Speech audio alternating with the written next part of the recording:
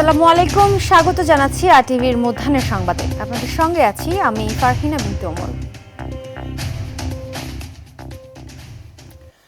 জ্বালানি বিদ্যুৎ খাতে ৩০% ব্যয় কমানোর সিদ্ধান্ত নিয়েছে সরকার। রাতে মন্ত্রিপরিষদের বৈঠক শেষে সচিব নাসিমুল গনি বলেন, জ্বালানির সংকট নিরসনে রোববার থেকে সরকারি বেসরকারি প্রতিষ্ঠান চলবে সকাল ৯টা থেকে বিকেল ৪টা পর্যন্ত, আর ব্যাংক চলবে ৩টা পর্যন্ত। বৃহস্পতিবার নিয়মিত মন্ত্রিপরিষদের বৈঠক অনুষ্ঠিত হয়। প্রায় ৩ ঘন্টার বৈঠক শেষে সংবাদ সম্মেলনে এসব কথা বলেন তিনি। বলেন, খাবার ও ওষুধ সহ জরুরি প্রয়োজনীয় দোকান ছাড়া সব মার্কেট ও শপিং মল শুক্রবার থেকে সন্ধ্যা ৬টায় বন্ধ রাখার সিদ্ধান্ত নেওয়া হয়েছে। বিবাহ বা যে কোনো উৎসবের জন্য আলোকসজ্জা করা যাবে না বলেও জানান তিনি। অন্যদিকে শিক্ষা প্রতিষ্ঠান অনলাইন ও অফলাইন ক্লাসের বিষয়ে রোববার জানিয়ে দিবে শিক্ষা মন্ত্রণালয়। তবে স্কুলে যাওয়া আসার জন্য গাড়ি কমানোর কথা জানিয়েছেন সচিব। এছাড়া শিক্ষা প্রতিষ্ঠানের জন্য বিদ্যুৎ চালিত নতুন বাস বিনা শুল্কে আনার অনুমতি পাবে, যা বাণিজ্যিকভাবে 20% শুল্ক দিতে হয়। নতুন যানবাহন ক্রয় করা হবে না, কোনো জলযান ক্রয় করা হবে না, কোনো আকাশ। সরকারের নানামুখী উদ্যোগ ও সরবরাহ স্বাভাবিক রাখার পরেও কাটছে না জ্বালানি তেলের সংকট। শুক্রবার বন্ধের দিনেও রাজধানীর পেট্রোল পাম্পগুলোতে দেখা গেছে যানবাহনের দীর্ঘ লাইন। বেশিরভাগ পাম্পে নেই তেল, রশি টেনে বন্ধ করে দেওয়া হয়েছে প্রবেশপথ।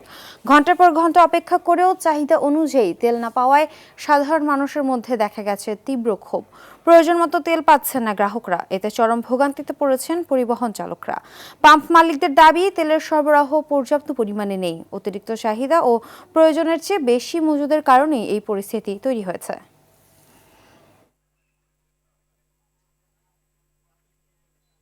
সিস্টেম করতো একটা গাড়ি মাসে 10 লিটার তেল পাবে বা 50 লিটার তেল পাবে বা 100 লিটার তেল পাবে, এটা একটা রেজিস্ট্রেশন করে দিলে পরে তাহলে আমাদের এই বিড়ম্বনা থেকে হয়তো মুক্তি পেতাম।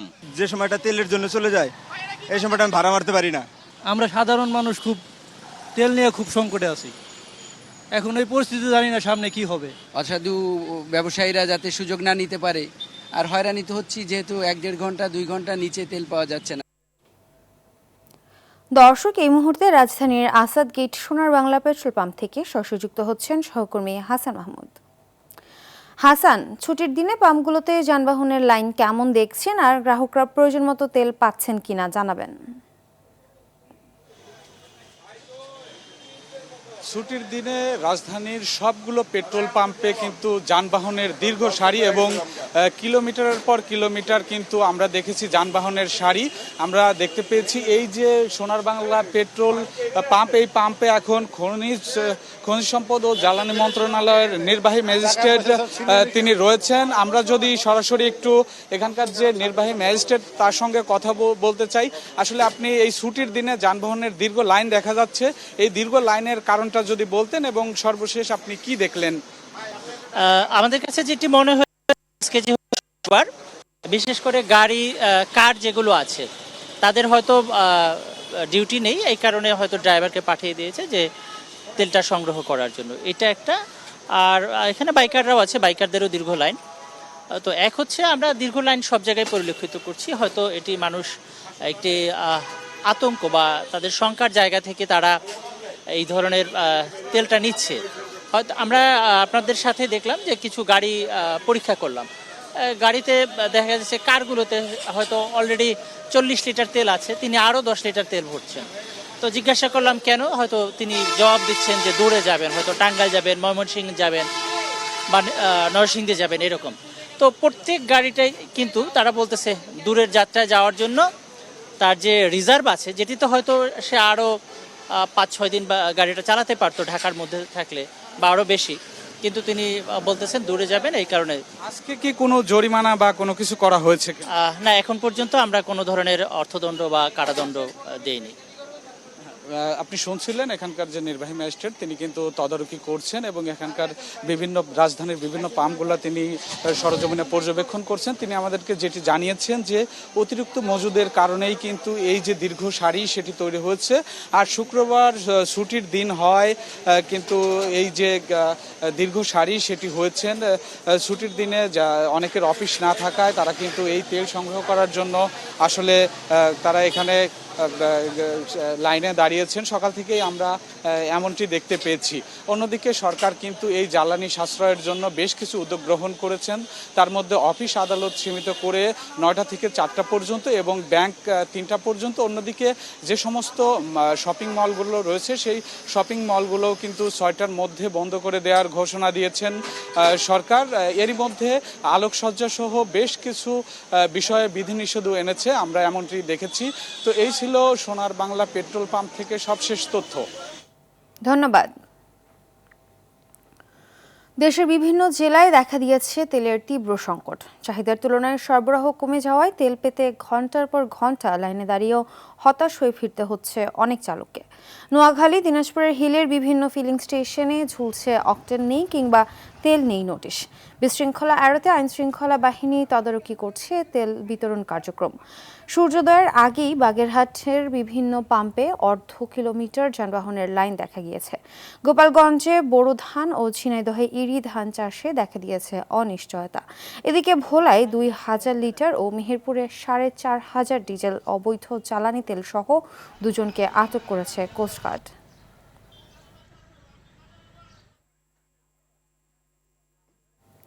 এ বিষয়ে আরও জানাতে নোয়াখালী থেকে সরাসরি যুক্ত হচ্ছেন সহকর্মী গিয়াস রনি। রনি, নোয়াখালীতে জ্বালানি তেলের সরবরাহ নিয়ে প্রশাসনের ভূমিকা কেমন দেখছেন জানাবেন।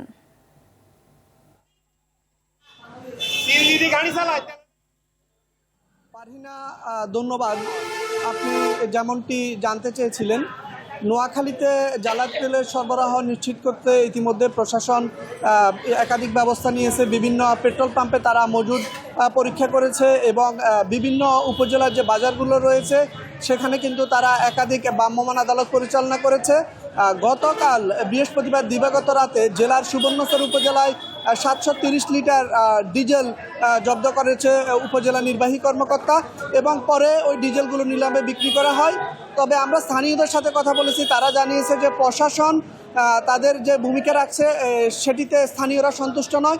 তাদের দাবি হচ্ছে যে শুধু তেলের যে সরবরাহ কম সেটি না, এখানে কালোবাজারি রোধ এবং তেলের সুষ্ঠুভাবে সরবরাহ নিশ্চিত করার দাবি জানিয়েছে। আর এদিকে এখানকার যে স্থানীয় কৃষকরা রয়েছে তাদের অভিযোগ রয়েছে এখানকার তাদের ডিজেল সংকটের কারণে তাদের কিন্তু চাষাবাদের বিঘ্ন ঘটছে। আমি এই মুহূর্তে দাঁড়িয়ে আছি জেলার পায়রা ফিলিং স্টেশনে। এখানকার ম্যানেজারের সাথে আমি কথা বলেছি, তিনি আমাকে জানিয়েছেন যে ফজরের নামাজের পরে এখানে কিন্তু বিভিন্ন শ্রেণী পেশার মানুষ কিন্তু তেল নেওয়ার জন্য লাইনে দাঁড়িয়েছে। তো তাদের আজকে এখানে 4500 লিটার অকটেন বরাদ্দ পেয়েছিল, তারা ইতিমধ্যে 3000 লিটার তেল কিন্তু তারা বিতরণ করেছে। যে পেট্রোল অকটেনের বিষয়ে যে বিভিন্ন পেট্রোল পাম্প যে অভিযোগ করছে যে প্রাইভেট কার এবং হাইসের যে গাড়ি চালকরা তাদের যেই সিএনজি চালিত গাড়িতে তেল নিয়ে যাচ্ছে, এবার তারা কালোবাজারে বিক্রি করে দিচ্ছে। এ ছিল আমার কাছে নোয়াখালীর তেল সংকট নিয়ে সর্বশেষ। ধন্যবাদ।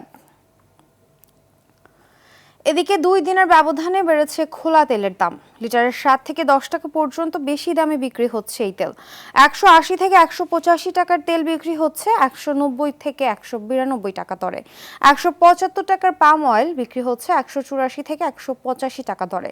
খুচরা ব্যবসায়ীরা বলছেন পাইকারি পর্যায়ে হঠাৎ করে প্রতি ড্রামে দাম বেড়েছে 1000 টাকা।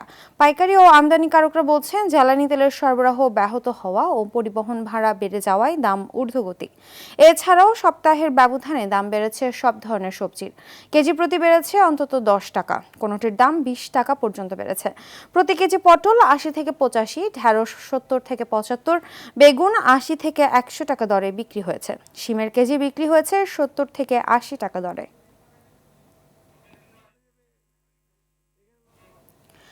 দেশের 56 জেলায় ছড়িয়েছে হাম, এতে উদ্বেগ জানিয়েছে বিশ্ব স্বাস্থ্য সংস্থা। বিশ্ব স্বাস্থ্য সংস্থা জানিয়েছে হামে আক্রান্ত শিশুদের 69% বয়স 2 বছরের নিচে, 34% বয়স 9 মাসের কম। বাংলাদেশের হাম পরিস্থিতি নিয়ে জাতিসংঘের স্বাস্থ্য বিষয়ক এ বিশেষায়িত প্রতিষ্ঠান গভীরভাবে উদ্বিগ্ন। জাতীয় পর্যায়ে সংক্রমণের হার প্রতি 10 লাখ জনসংখ্যায় বর্তমানে প্রায় 16.8, যা একটি দেশব্যাপী বিস্তারের স্পষ্ট ইঙ্গিত বলে উল্লেখ করেছে বিশ্ব স্বাস্থ্য সংস্থা। বাংলাদেশের পরিস্থিতি বিশ্ব স্বাস্থ্য সংস্থার জেনেভা কার্যালয়কে 18 মার্চ জানিয়েছে ঢাকা কার্যালয়। ইতিমধ্যে বিভিন্ন তথ্যের মাধ্যমে হামে মৃত্যুর সংখ্যা 50 ছাড়িয়েছে বলে জানা যায়। চিকিৎসকরা বলছেন, রাজধানীর হাসপাতালগুলোতে প্রতিনিয়ত বাড়ছে রোগীর সংখ্যা। জেলা পর্যায় থেকেও আসতে শুরু করেছে রোগীরা।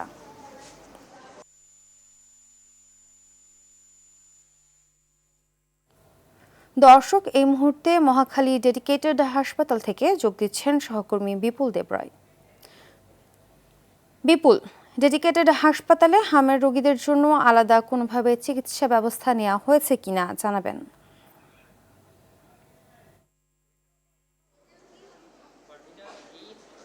বিশেষায়িত হাসপাতাল এবং এই হাসপাতালে আমরা দেখেছি বিগত সময়ে করোনার সময়ও এখানে খুবই ভালোভাবে চিকিৎসা দেওয়া হয়েছে। এরপরে ডেঙ্গুর যে প্রকোপ যখন ভয়ঙ্কর আকার ধারণ করতে, সেই সময় আমরা দেখেছি এই হাসপাতালটিতে খুব ডেডিকেটেডভাবে এই রোগের চিকিৎসা দেওয়া হয়েছে। ঠিক একইভাবে এখন যখন হামের প্রাদুর্ভাবটি ছড়িয়ে পড়েছে, এই হাসপাতালটি একেবারে বিশেষায়িত করে, বিশেষ করে যে শিশু ওয়ার্ডটি রয়েছে সে ওয়ার্ডে শুধুমাত্র হামের রোগীদেরকে রাখা হয়েছে। এই পর্যন্ত এই হাসপাতালটিতে এই মুহূর্তে রয়েছে 251 জন শিশু ভর্তি রয়েছে হামের রোগী, এবং তাদেরকে এখানে চিকিৎসা দেওয়া হচ্ছে। তার মধ্যে 52 জন রোগী কিন্তু এখন আইসিইউতে রয়েছে। অর্থাৎ এই হাসপাতালটি একেবারে বিশেষায়িত করা হয়েছে হামির জন্য। এবং আমরা এই হাসপাতালে এসে দেখতে পেয়েছি যে আসলে বিভিন্ন দূর দূরান্ত থেকে, বিভিন্ন জেলা থেকে কিন্তু রাজধানীর বাইরেও রোগীরা কিন্তু এখানে এসে ভর্তি হয়েছেন। এবং সেই গতানুগতিক যে আমরা সকালের সংবাদও বলেছি যে আসলে যে প্রাদুর্ভাবটি যে হারে ছড়িয়েছে সেটি কিন্তু আমরা হাসপাতালে এসে চিত্রগুলো দেখা পাচ্ছে। এবং সেই সাথে আরেকটি বিষয়, সেটি হচ্ছে যে যারা টিকা দেয়নি তাদের যে ভয়ঙ্কর আকার, বিশেষ করে নিউমোনিয়া আক্রান্ত হচ্ছে, জ্বরে আক্রান্ত হচ্ছে, সেই থেকে কিন্তু বাচ্চাগুলো একটা জটিল রোগের ধারণ করছে। এবং এখানকার চিকিৎসকরা আমাদেরকে জানিয়েছেন যে আসলে প্রতিনিয়ত এখানে রোগীর সংখ্যা বাড়ছে। এবং গত 24 ঘন্টায় মহাখালী ডেডিকেটেড হাসপাতালটিতে প্রায় 77 জন রোগী এখন পর্যন্ত ভর্তি হয়েছে। এই পর্যন্ত গত মাসে প্রায় 451-এর উপরে রোগী কিন্তু এখান থেকে চিকিৎসা নিয়েছেন। এবং এখন 251 জন যারা আছেন তাদেরকেও চিকিৎসা দেওয়া হচ্ছে। চিকিৎসকরা বলছেন যে আসলে শুধুমাত্র দেখা যাচ্ছে অধিকাংশ ক্ষেত্রে টিকার ক্ষেত্রে অব্যবস্থাপনার যে বিষয়টি ফুটে উঠেছে, যে অনেক রোগীর ক্ষেত্রে তারা বলছেন যে আসলে প্রথমে যে ডোজের যে টিকাটি তারা নিয়েছেন এবং দ্বিতীয় যে ডোজের টিকাটি তারা নেয়নি। এবং সেই সাথে আমরা এখানকার যারা রোগী রয়েছেন তাদের সাথেও কথা বলার চেষ্টা করেছি, এবং তারা আমাদেরকে জানিয়েছেন যে বিষয়টি সেটি হচ্ছে আসলে তারা যে টিকা নিতে হবে এমনটাই অনেকে জানে না। আবার দেখা যাচ্ছে অনেকের ক্ষেত্রে আমরা টিকা নেওয়ার ফলেও কিন্তু এই রোগে আক্রান্ত হয়েছে এমনটাও রোগী পেয়েছি। তবে চিকিৎসকরা এই বিষয়ে বলছেন যে আসলে বিশেষ করে মায়েদের সবচেয়ে বেশি সচেতন হতে হবে, কারণ 9 মাস বয়স পর্যন্ত কিন্তু বাচ্চারা মায়েদের দুধ পান করে, এবং এই দুধের পানের যে রোগ প্রতিরোধ যে ক্ষমতা সেটি কমে আসলে কিন্তু এমন হামে আক্রান্ত হতে পারে, এমনটা আমাদেরকে জানিয়েছেন। তো পারভিনা, এই ছিল আমার কাছে সর্বশেষ তথ্য। ধন্যবাদ। হামের পরিস্থিতি নিয়ে আরো জানাতে রাজশাহী থেকে সরাসরি যুক্ত হচ্ছেন সহকর্মী মোস্তাফিজ রকি। মোস্তাফিজ, রাজশাহীতে হামের প্রভাব কেমন দেখছেন, আর চিকিৎসকরা এই নিয়ে কি কোনো পরামর্শ দিচ্ছেন কিনা জানাবেন।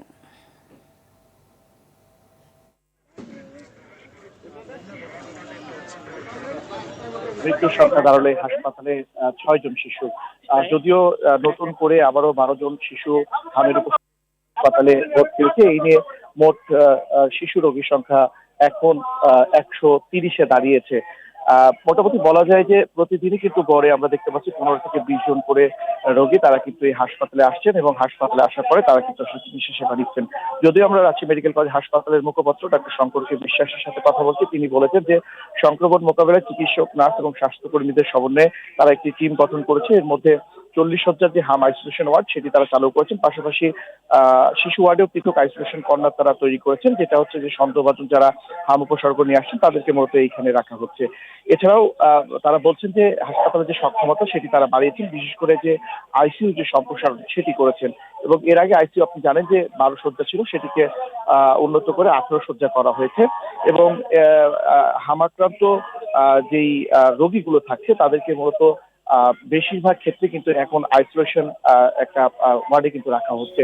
যদি পরিস্থিতি যদি জটিল হয় তাহলে তাদের পরিকল্পনা রয়েছে যে একটি যে শিশু ওয়ার্ড রয়েছে সেই শিশু ওয়ার্ডটি পুরোটাই আসলে আইসোলেশন ওয়ার্ড তারা আসলে করে দিতে পারে।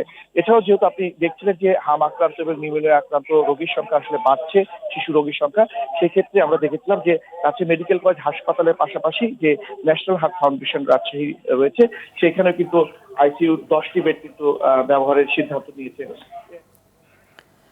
মোস্তাফিজ, আপনাকে ধন্যবাদ। দর্শক, মধ্যাহ্নের সংবাদ এই পর্যন্তই। দুপুরের সংবাদ 1:45টায় দেখার আমন্ত্রণ রইল। ধন্যবাদ সবাইকে।